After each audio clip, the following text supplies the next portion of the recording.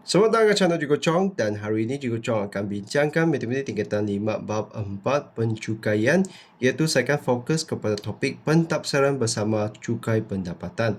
Kenapa Cikgu Chong sampai hari ini baru kongsi tentang topik ini? Sebab sebenarnya Cikgu Chong pun ada banyak persoalan tentang bahagian ini, dan saya percaya maklumat yang dibekalkan oleh buku teks itu sebenarnya terlalu sikit. Jadi saya akan bincangkan berdasarkan kepada buku teks dan juga saya akan nyatakan apakah persoalan yang muncul dalam otak saya yang sampai sekarang saya belum lagi dapat selesai. Jadi pertama sekali kita perlu dahulu bezakan dahulu apa itu pentafsiran berasingan dengan pentafsiran bersama. Untuk bahagian awal ini kita memang sudah belajar untuk kirakan pendapatan bercukai, lepas tu cukai pendapatan untuk seseorang individu yang bekerja. Jadi itulah pentafsiran berasingan, iaitu secara individu sahaja. Jadi itu adalah bahagian awalnya, dan bahagian akhir untuk cukai pendapatan kita lihat ada sebut pentafsiran bersama ni. Jadi sebenarnya siapa yang terlibat tu adalah dia akan melibatkan sepasang suami isteri. Dia mesti kenalah suami isteri barulah dapat pilih pentafsiran bersama. Jadi apabila kita pilih pentafsiran bersama, kita akan perhatikan pendapatan, pengecualian, pelepasan dan rebate cukai itu akan dijumlahkan. Jadi di sini kita sebenarnya lihat lebih banyak kelemahan seperti apa yang dinyatakan dalam buku teks. Jadi di sini saya akan kongsikan apakah kelemahan dan kelebihan untuk pentafsiran bersama ni. Jadi kelemahan yang utama adalah apabila kita perhatikan pelepasan cukai itu dijumlahkan, dia akan sangat mudah melepasi had. Jadi apabila melepasi had, maksudnya dia tidak akan diambil kira lah. Itu yang akan menyebabkan pendapatan bercukai kita tu akan lebih tinggi. Kalaulah pendapatan bercukai kita tinggi, maka apa akan jadi kepada cukai pendapatan? Maka dia pun akan lebih tinggi. Itu yang kita akan perhatikan lah dengan contoh yang dibekal oleh buku teks tu. Dan di sini sebenarnya ada satu bahagian yang saya percaya buku teks tu tidak sebut, dan sebenarnya saya rasa buku teks tu perlu bagi lebih banyak contoh lah. Iaitu sebenarnya ada satu kelebihan kalau kita perhatikan pelepasan cukai yang dibekalkan oleh LHDN, iaitu terdapat pelepasan khas pentafsiran bersama sebanyak 4,000 kalaulah dia pilih untuk tafsiran bersama. Jadi jangan bimbanglah, kita sebenarnya tak payah hafal pun bahagian ni. Saya percaya kalau soalan tu nak kita tolakkan pelepasan tu, dia mesti akan sebut pelepasan tersebut. Jadi ingat, perhatikan kalau lain kali kita ada soalan yang berkaitan dengan tafsiran bersama, ada tak dia sebut tentang pelepasan 4,000 ni. Jadi jangan anda terkejutlah kalau ada 4,000 tu, sebab ini memang sepatutnya wujud kalaulah dia pilih tafsiran bersama. Dan sebenarnya pandangan saya lah, untuk tafsiran bersama ni sebenarnya lebih sesuai untuk pasangan yang salah seorangnya pendapatan sahaja.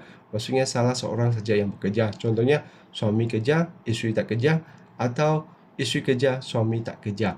Tapi kita tak ada contoh untuk bahagian ni yang menyebabkan kita ada berbagai persoalan. Kalaulah contohnya suami kerja, isteri tak kerja, adakah pelepasan yang dibelanja oleh isteri masih diambil kira? Jadi bahagian tu saya tak ada jawapan sebab saya pun bukan pakar cukai. Atau ada tak penuntun di sini yang pakar cukai yang boleh beritahu saya, kalaulah isteri tak kerja, adakah pelepasan yang dibelanja oleh isteri masih akan ditolak ke tidak? Jadi bahagian tu saya pun tak dapat jawab. Jadi di sini saya akan teruskan bincangkan bahagian ni dengan gunakan contoh daripada buku teks, sebab buku teks tu memang adalah rujukan utama kita lah. Jadi kita perhatikan contoh tersebut. Jadi contoh 5. Pada tahun 2020, Encik Razan dan isterinya mendapat gaji tahunan sebanyak 53,000 dan 57,000. Mereka masing-masing telah mendermakan 500. Jadi derma itu adalah kita punya pengecualian cukai kepada badan kebajikan yang diluluskan oleh kerajaan pada tahun tersebut. Berikut ialah pelepasan yang hendak dituntut oleh Encik Razan dan isterinya. Jadi kita perhatikan pelepasannya, ada individu 9,000, gaya hidup tu hadnya 2,005. Jadi Encik Razan sendiri sudah sampai had. Jadi isterinya melepasi had. Jadi insurans hayat pula 7,000, untuk Encik Razan sudah 5,008, sedikit sahaja kurang daripada had tu, dan isterinya 6,000.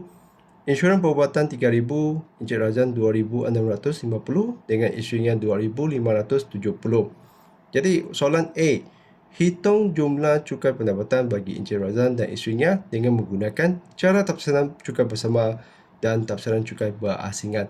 Dengan jadual itu, kita boleh perhatikan dengan jelas apakah kelemahan utama kalau Encik Razan dan isterinya memilih untuk tafsiran bersama. Jadi kita perhatikan. Jadi seperti apa yang saya nyatakan tadi, kalaulah dia pilih untuk tafsiran bersama, pendapatan tu akan dijumlahkan. Jadi apabila pendapatan mereka dua ni dijumlahkan, sudah 110,000. Dan pengecualian ni kenapa jadi 1,000? Sebab masing-masing derma 500 dengan 500. Dan kita perhatikan pelepasan tu. Dan sebelah ini kita sebenarnya boleh perhatikan dia, kalau dia pilih untuk tafsir berasingan iaitu secara individu, apa akan jadi. Jadi kita perhatikan perbezaan pelepasan tu. Jadi untuk individu tu sepatutnya kalaulah kita pilih untuk tafsir secara berasingan adalah 9,000 dan isterinya pun 9,000. Tapi kalau dia pilih untuk tafsir bersama, dia hanya tolak sekali 9,000 saja. Jadi dengan tafsiran bersama tu, dia sudah abaikan pelepasan sebanyak 9,000 untuk individu. Jadi di sini dia sudah rugi sebenarnya lah. Gaya hidup tu hadnya 2,005. Dan kita perhatikan suaminya sebenarnya sudah belanja sampai had. Tapi disebabkan dia punya had adalah 2,005, kita hanya boleh ambil sekali saja 2,005. Maksudnya perbelanjaan isterinya akan diabaikan semualah. Lepas tu insurans hayat, kalau di sini kita jumlahkan tu sepatutnya adalah 11,830. Tapi disebabkan hadnya 7,000, dia hanya ambil sampai had. Dan insurans perubatan pun sama. Kalau kita jumlahkan dua ni dengan 5,000 lebih, tapi disebabkan hadnya 3,000, dia hanya ambil sampai 3,000. Jadi perhatikan kelemahan utamanya memang pada pelepasan lah. Kalau dia pilih untuk tafsiran bersama, yang menyebabkan pendapatan bercukai mereka tu tinggi. Dan apabila pendapatan bercukai tinggi, peratusan cukai yang dikenakan tu pun tinggi, yang menyebabkan dia punya cukai pendapatan untuk suami isteri adalah 8,275. Dan sekarang kita lihat, kalaulah mereka pilih untuk tafsir secara berasingan iaitu secara individu, suami itu kalau dia kirakan cukai yang dia perlu bayar hanya RM125.60. Kenapa rendah? Sebab dia ada rebate 400 disebabkan pendapatan bercukainya kurang daripada 35,000. Dan untuk isterinya, pendapatan bercukainya lebih daripada 36,430. Maka apa akan jadi? Dia tidak dapat rebate dan cukai yang perlu dibayar adalah 714 dan dijumlahkan menjadi 840 untuk suami isteri. Tapi di sini memang jelas sekali lah kita lihat, kalau dia pilih untuk pentafsiran secara berasingan, jumlah yang mereka perlu bayar hanya 840 berbanding dengan tafsiran bersama yang 8,275. Jadi bagi siapa pun, kalaulah suami isteri bekerja, siapa yang akan pilih tafsiran bersama kan? Jadi di sini memang ada wujudnya persoalan. Apa gunanya kita pilih tafsiran bersama kalau dua-dua adalah bekerja kan? Jadi saya pun ada persoalan macam tu dan saya harap ada pakar cukai yang boleh kongsikan apakah keadaan yang terbaik untuk pilih tafsiran bersama tu. Jadi di sini untuk B kita perhatikan soalan tu, antara tafsiran cukai bersama dan tafsiran cukai berasingan, yang manakah lebih sesuai digunakan oleh Encik Razan dan isterinya? Jelaskan jawapan anda. Jadi kalaulah kita perhatikan jumlah cukai yang perlu dibayarkan, 8,000 dengan 800, mana lebih sesuai dipilih? Memang kita akan pilih yang 800 lah. Siapa yang akan pilih untuk bayar cukai 8,000 kan? Jadi di sini memang dia adalah tafsiran cukai berasingan lebih sesuai digunakan kerana hanya perlu bayar 840 berbanding dengan 8,275. Jadi di sinilah, itulah kenapa saya ada persoalan tadi. apakah keadaan yang sesuai untuk gunakan tafsiran bersama ni, dan apakah yang akan diambil kira kalau salah seorang saja yang kejar. Jadi saya percaya banyak yang akan ada persoalan seperti itu. Jadi saya harap buku teks tu boleh tambahlah maklumat untuk bahagian itu, dan begitu saja perkongsian saya tentang bahagian ini. Jadi sebenarnya saya rasa bahagian ni memang ada kurang maklumat sikit lah.